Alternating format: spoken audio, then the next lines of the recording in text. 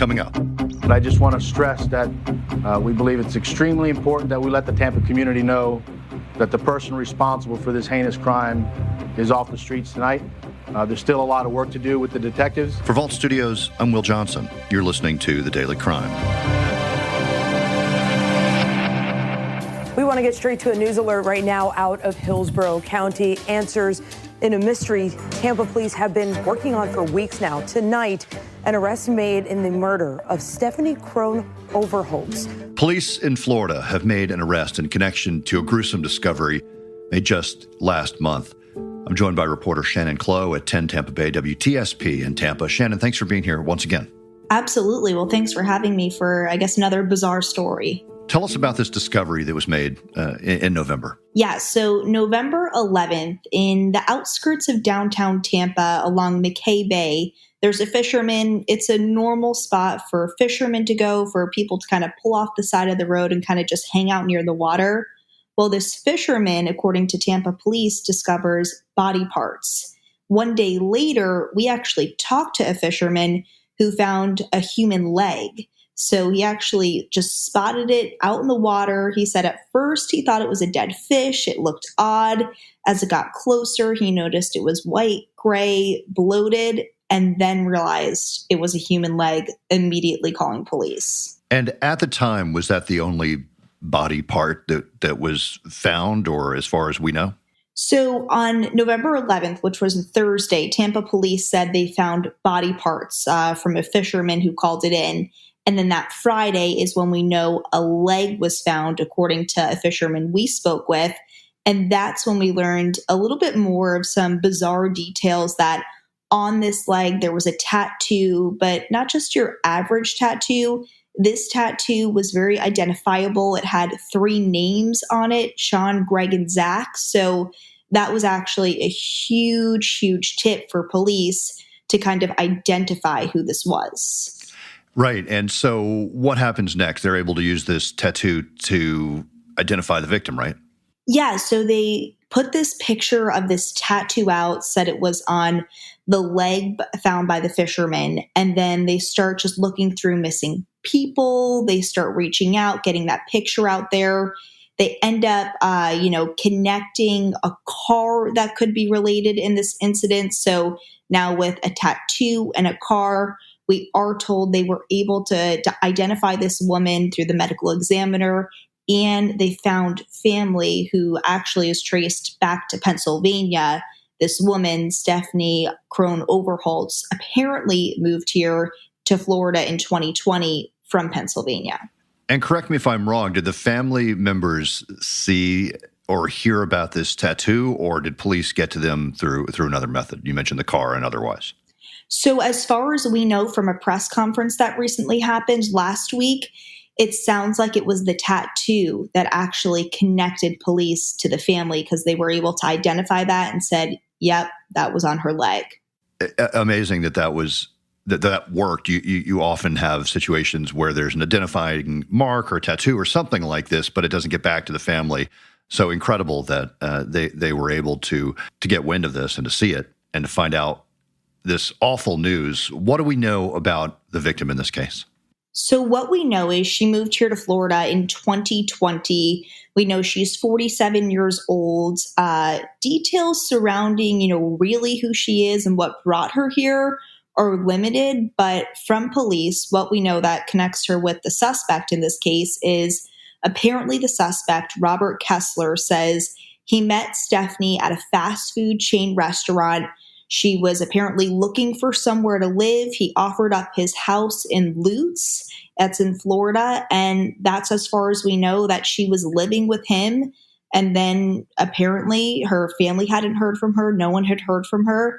And that's when she was missing. And then apparently her body parts found in McKay Bay. And so you mentioned a suspect. How long did it take police to get to this man, and what sort of evidence, clues do they have to get to him? So it took them just over a week to connect this all together.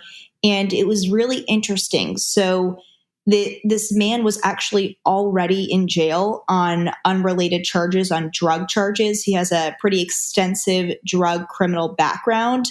But anyway, so police, they're putting all their clues together. They have body parts, they have a tattoo, so they're able to identify this woman. They're able to find her car.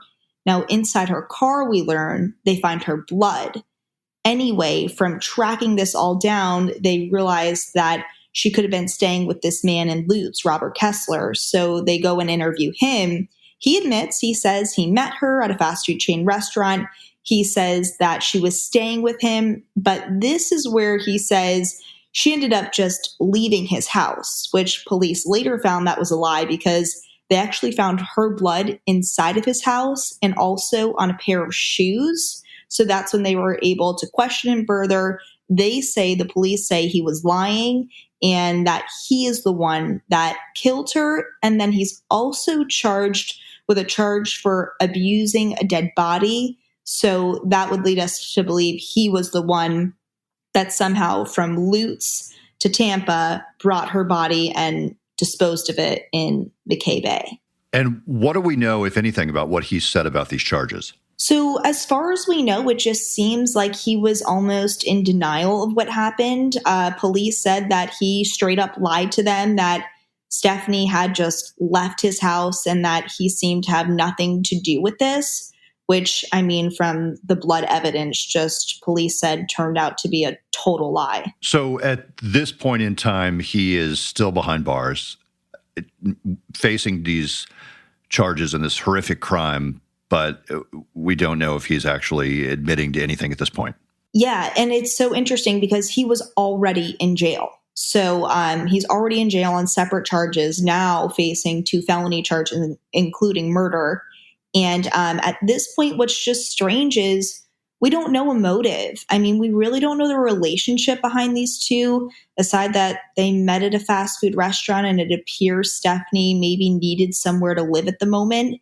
So it just is very strange as to why police say he would be the one to murder her. And when we're talking about a murder in this case, we're talking body parts. So it seems very gruesome. So what could have happened?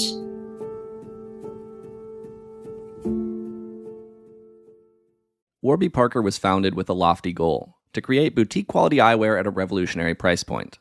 I've been pretty excited to talk about Warby Parker because my home try-on kit just arrived in the mail a few hours ago. I took their online quiz, I picked out 5 pairs based on their recommendations, and then they sent the frames to my home within a few days so I can try them all out for free. I tend to be pretty indecisive when I'm picking out my glasses, so it's really nice to be able to try on each pair like 50 times from the comfort of my own home.